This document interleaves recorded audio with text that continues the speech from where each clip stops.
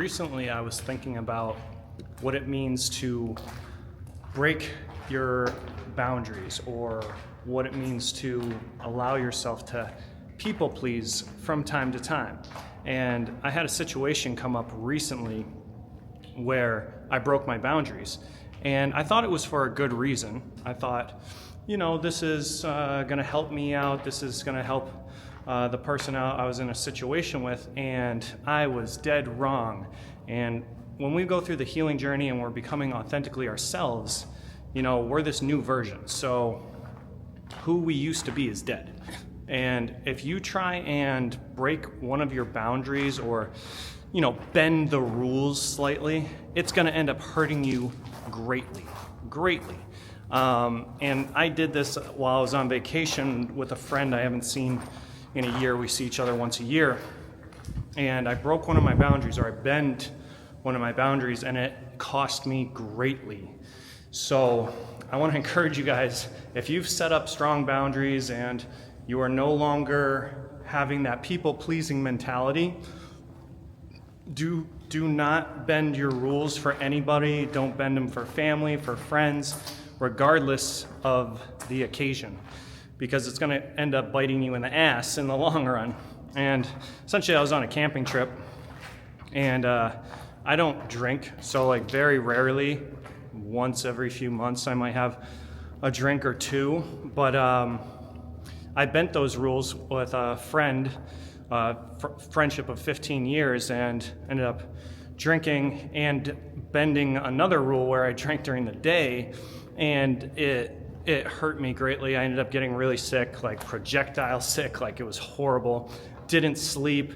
My entire next day was ruined, and I was on this amazing camping trip, hiking all these waterfalls, and I just had no energy. I felt horrible. So it pretty much ruined the entire trip because I went into a people-pleasing mentality and I bent my own boundaries. So when you're on the healing journey to become authentically yourself and you're isolated, it's easy to set and keep your boundaries and to not have that people-pleasing mentality because you're isolated away from the world. You're working on yourself, you're putting all the energy into you. But then when you finally come out of that shell, come out of that cocoon, you were a caterpillar and now you're a butterfly and you're ready to face the world. Well, when you get back out in the world is going to be testing you left and right. And that was a big awakening for me this past week, where I'm starting to travel and I'm starting to go on adventures again. I isolated myself for almost 2 years, and getting back out in the world, the first instance, I bent one of my boundaries, and it cost me greatly. So you can't succumb to peer pressure regardless of the situation. That's what I've truly realized on this journey. When you're getting back out in the world, people are going to push you. People are going to try and break your spirits. People are going to try and bring you back to your old self.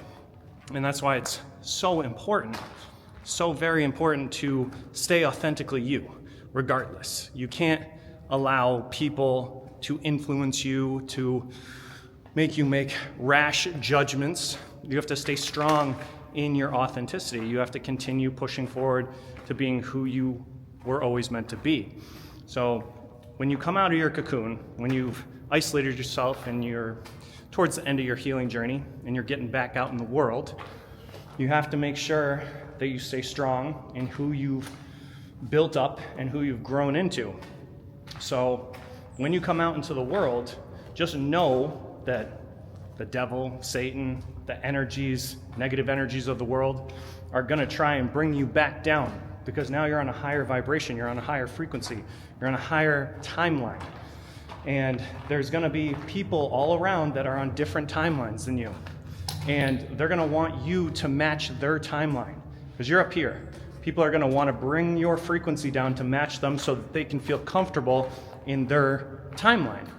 So you have to be so strong, and even in those times where it might seem like it's a good idea, in my head, I contemplated it, for a while. It wasn't just the moment happened and I made a rash decision. It was I thought about it for a good long time.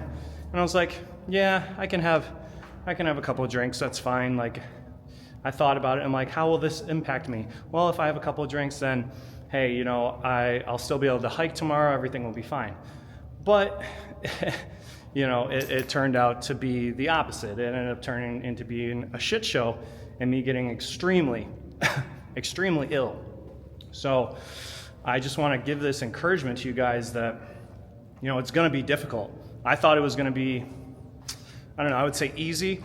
Like I would get back out into the world and things would just be, I don't know, cake. Now that I'm this new version, like, nothing's going to affect me. Nothing's going to bring my spirits down. Oh, wow. That was bright. Nothing's going to bring my spirits down. But it did.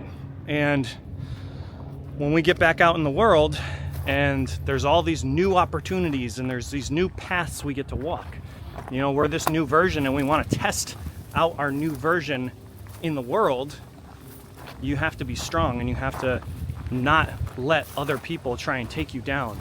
So I encourage you all, if you're coming out of isolation or you feel that, you know, you've God or source, creator, universe, whatever you believe, has put you in a season or 2 or 3 of isolation and you're feeling like you're about to come out of it, just know that it's still gonna be challenging. There's still gonna be challenging times. It's not gonna be no little cakewalk. You still have to stay strong in your boundaries and your beliefs and stay authentic to who you are, because the world wants to take us down. The world wants you to be in a lower vibrational state. Why do they put all these chemicals in food? Why do they put fluoride in toothpaste and all this other shit and calcify your pineal gland to make you docile, to make you comply? So when you become your most authentic self, everyone's going to try and make you docile. Everyone's going to try and make you comply with what they feel is right. Only you know what's right. So you're going to make mistakes. You will. I promise you, you will. That's what life's about, is you're going to make mistakes. No one is perfect. We're all human beings. So in those mistakes, though, you're going to learn the lessons, and it's your job to not repeat the lessons. So I learned my lesson this week on my camping trip, and I will not be repeating that lesson. I am very strong, and I think that it had to be the worst thing that could have happened to me for me to realize it. You know, if it was like I had a couple drinks and I woke up the next day and it was kind of fine, you know, maybe a little tired and got to hike and stuff, it wouldn't have been catastrophic enough to make me realize the wrong choice I made. It ended up being so horrible that it made me reflect and be like, oh wow, yeah, that little choice, that breaking of the boundaries, that people-pleasing mentality that I let come out for a brief second traumatized me. And if it didn't, I would do it again. So even though it was horrible, I'm so grateful it happened that way. I'm so very grateful it happened that way, because it reminded me like, oh, I'm this new version. I can't ever go back to parts of myself, even if it's going to make someone else feel comfortable. You can't do it, because then you're literally going backwards. You know, why would you isolate yourself, go on these seasons of change and do all the inner work, do the shadow work, heal your inner child, meditate, yoga, do all this stuff, get your mind right, get your health right, mind, body, and soul, do everything, and then go backwards?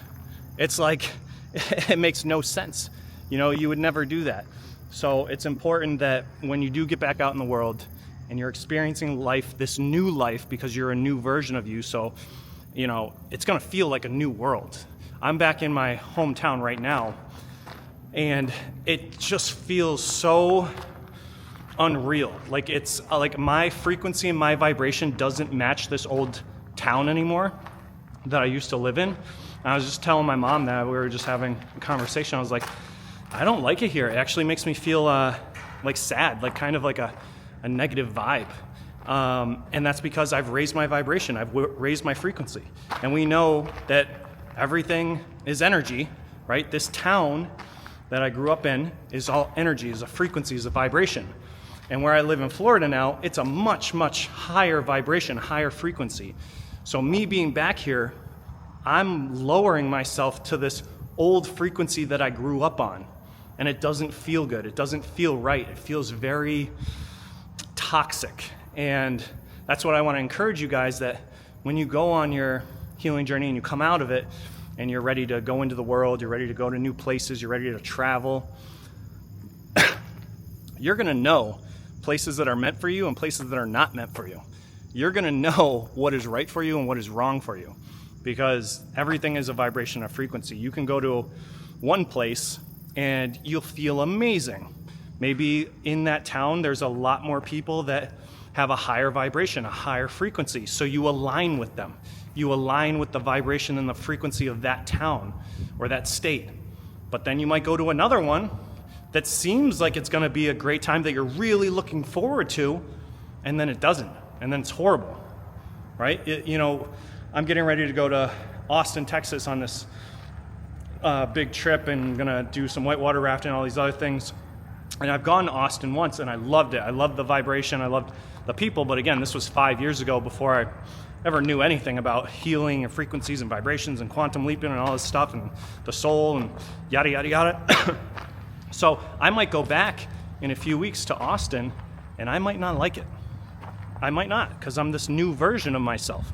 And that's okay, but I have to learn it for myself. I still have to do it, because I was contemplating it for a while. I'm like, maybe I won't like Austin. Why am I going to spend thousands of dollars and go on this trip and then I hate it?